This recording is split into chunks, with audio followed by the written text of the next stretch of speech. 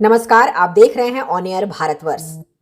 रफीगंज का विधायक कैसा हो, प्रमोद भैया जैसा हो, इसी नारे से गूंजा रफीगंज का कई गांव। लोजपा रामविलास के प्रदेश महासचिव प्रमोद कुमार सिंह ने किया कई गांवों का दौरा। अब खबर विस्तार से।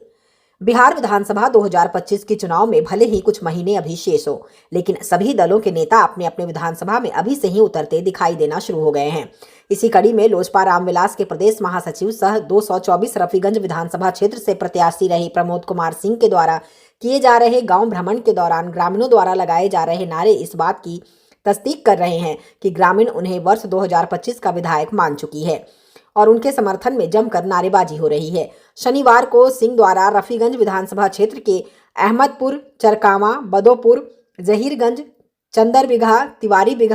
बिघा वार्ड संख्या 13 का भ्रमण किया गया। भ्रमण के दौरान ग्रामीणों ने उनका न सिर्फ भव्य स्वागत किया, बल्कि रफीगंज विधानसभा का विधायक कैसा हो, प्रमोद सिंह जैसा हो के नारे जमकर लगाए। इस मौके पर ग्रामीणों ने कहा कि रफीगंज विधानसभा क्षेत्र से जो भी विधायक बना उसने ग्रामीणों से नाता सिर्फ चुनाव के दौरान ही बनाया, लेकिन प्रमोद सिंह जिले के एकमात्र ऐसे नेता हैं जो चुनाव में पराजित होने के बाद भी क्षेत्र के सभी गांवों से अपना नाता रखा और रफीगंज विधानसभा क्षेत्र के प्रत्येक ग्रामीणों के दुख और सुख में साथ खड़े रहे। इतना ही नहीं, जरूरत पड़ने पर आर्थिक मदद भी की। पिछले 15 सालों से इन्होंने अपने निजी कोष से कई कार्य भी कराए। इन कार्यों में नहर की उजाही, सड़क निर्माण का कार्य आदि शामिल है। ऐसी स्थिति में यदि पार्टी उन्हें टिकट देती है तो यहां से इन्हें भारी मतों से जीत दिलाकर जनता विधानसभा भेजेगी। वहीं क्षेत्र भ्रमण के दौरान सिंह ने अपने संबोधन में कहा कि रफीगंज की जनता ने जितना प्यार और सम्मान देकर मुझे वर्ष 2020 के चुनाव में 2 बड़ी पार्टियों के उम्मीदवार को नजरअंदाज कर मुझे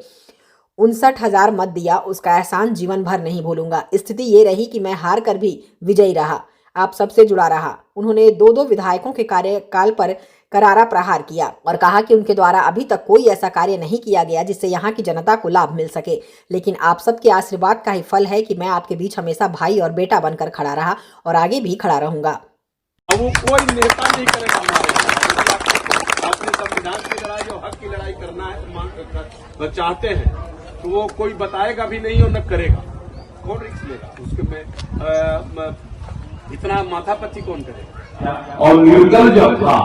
तो भी आप लोगों ने हमें इतना सम्मान दिया कि आज पूरा बिहार के नक्शा पर रफीगंज विधानसभा है और यहाँ की जनता है कि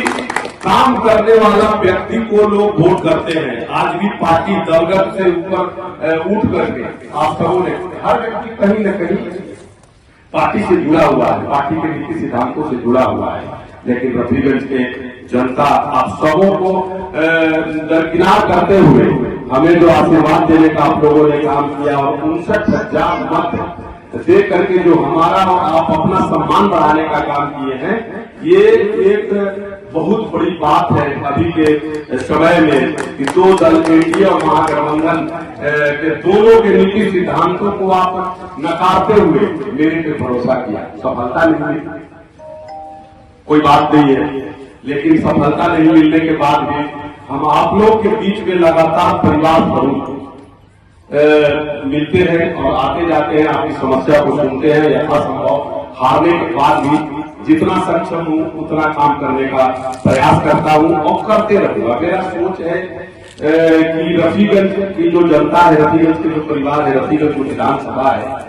ये मेरा घर है और घर के लिए हर व्यक्ति जितना प्रयासरत रहता है कि मेरा घर सबसे ज्यादा विकास हो, मेरे घर के परिवार सुखी रहे, हर क्षेत्र में जहाँ भी वो हमारी महिलाएं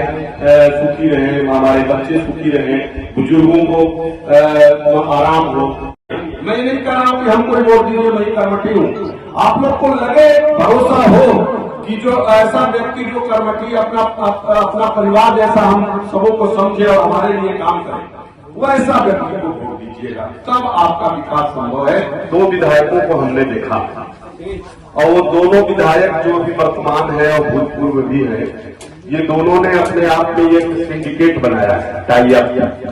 और टाई-अप इसलिए बनाया है कि रफीगंज की जनता को बेवकूफ बना करके और हम लोग अपना गद्दी पर काबिज रहे, अपना पद पर काबिज रहे और इसी तरह से रफीगंज का शोषण करते रहे। वर्तमान 5 साल के जो विधायक महोदय हैं, इनका कार्यकाल पूर्व में भी 5 साल रहा, अभी वर्तमान में भी 5 साल है। एक जो पूर्व विधायक थे उनका 10 साल का रहा, सरकार भी उनकी रही, लेकिन हमने कुछ बदलाव नहीं देखा। धरातल पर कुछ काम ऐसा नहीं देखा जिसमें आम जन लाभान्वित हो। और लगातार आप लोगों के बीच में मैं 15 वर्षों से जितना सक्षम हूं अपना निजी खून पसीना से कमाया हुआ धन आप लोगों के विकास के लिए, जहां पे पेयजल की आवश्यकता हो, कहीं पुलिया की आवश्यकता हो, किसानों के लिए पई उड़ाही का व्यवस्था हो, पेयजल के लिए चापाकल का व्यवस्था हो, जो निर्धन बच्चे हैं जो पैसे के अभाव में पढ़ाई नहीं कर पाते हैं उनका सहयोग की बात हो, कई गरीब परिवार जो जिनके यहाँ किसी की मृत्यु हो जाती है